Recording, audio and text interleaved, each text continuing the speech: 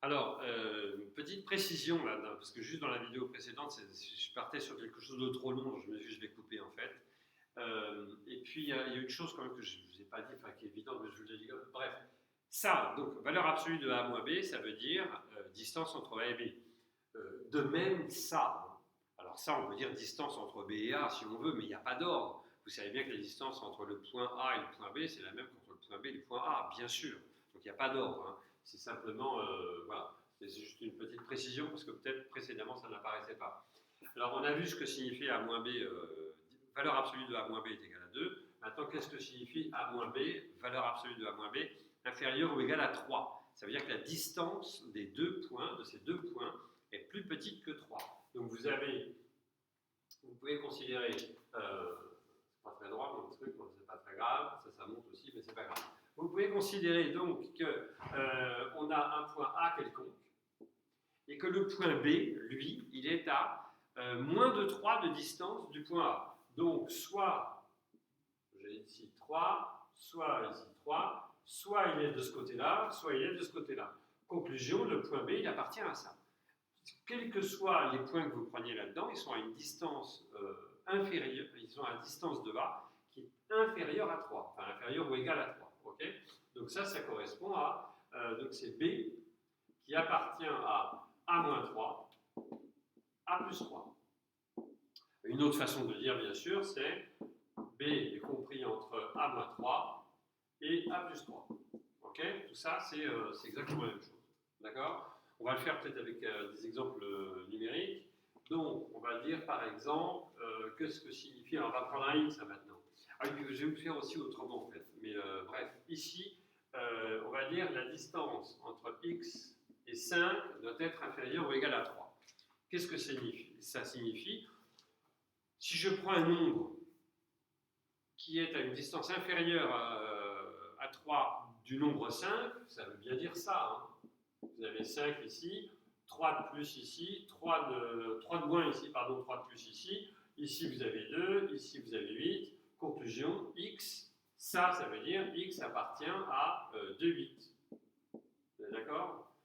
Alors, on dit que c'est un intervalle centré en 5 d'amplitude, le rayon, là. Et le rayon, quand on parle du rayon de l'intervalle, on dit bien que le rayon, c'est 3. Vous êtes d'accord?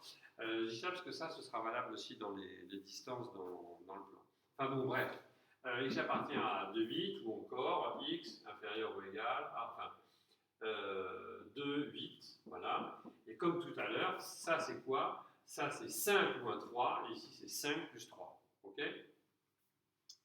Alors une petite précision aussi, parce que je sais que ça gêne toujours des élèves. On va dire, autre exemple, x plus 5 inférieur, on va changer un petit peu comme ça, inférieur ou égal à 2. Alors ça, est-ce que c'est une distance x plus 5? Bah oui, c'est la distance, enfin, ça peut s'écrire x moins 5. Moi, ce que je veux, c'est un moins pour avoir la distance. Donc s'il n'y a pas de moins, il y a un plus, bah, vous le rajoutez en ajoutant 2 moins. Donc ça veut dire quoi? Ça veut dire que ici, j'ai le nombre moins 5. Si j'enlève 2, je suis à moins 7. Si je rajoute 2, je suis à moins 3. Voilà, et donc ça veut bien dire x, je vous fais directement le deuxième, x compris entre moins 7 et moins 3. D'accord? Le principe ne change pas. Ça, c'est le centre de l'intervalle, c'est le point moins 5. Et l'amplitude, c'est donc 2. Voilà. L'amplitude. Ça vous va? Qu'est-ce que je pourrais vous ajouter encore? Il me semble que j'avais un truc, mais non, je crois que c'est tout. Voilà, c'est ça le principe en fait. Hein. Alors maintenant, oui. Question inverse. Question inverse. Est-ce que je peux. Donc là, on a vu qu'à partir de la valeur absolue, on pouvait encadrer x avec l'intervalle. Question inverse. J'ai un x qui est compris entre 3 et 11. 3 et 11 pour avoir un 8. 3, ouais, parce que je pense au 8 pour avoir un 8 d'intervalle. Bref, j'ai un x qui est compris entre 3 et 11. Comment passer à la valeur absolue? Comment exprimer ça sous forme de valeur absolue?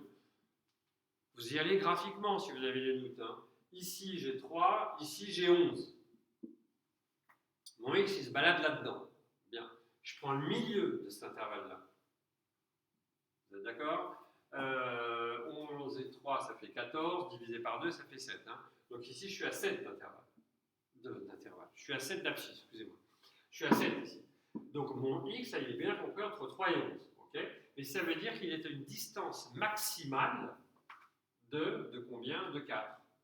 Vous êtes d'accord? Ouais, ça va. Donc, ici, on peut dire, si vous voulez, on peut dire la chose suivante. On pourrait dire x est compris entre 7 moins 4 et 7 plus 4. C'est ça l'idée. Hein. Bon, on n'a pas besoin de le dire comme ça, mais on voit bien qu'on est au milieu.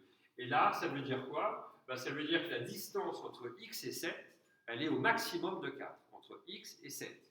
Donc ça fait valeur absolue de x moins 7 inférieur ou égal à 4. Voilà.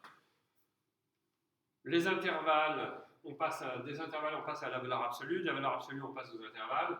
Si vous avez compris ce principe-là, vous savez, je crois, tout ce qu'il faut savoir en secondes sur la valeur absolue. Et voilà.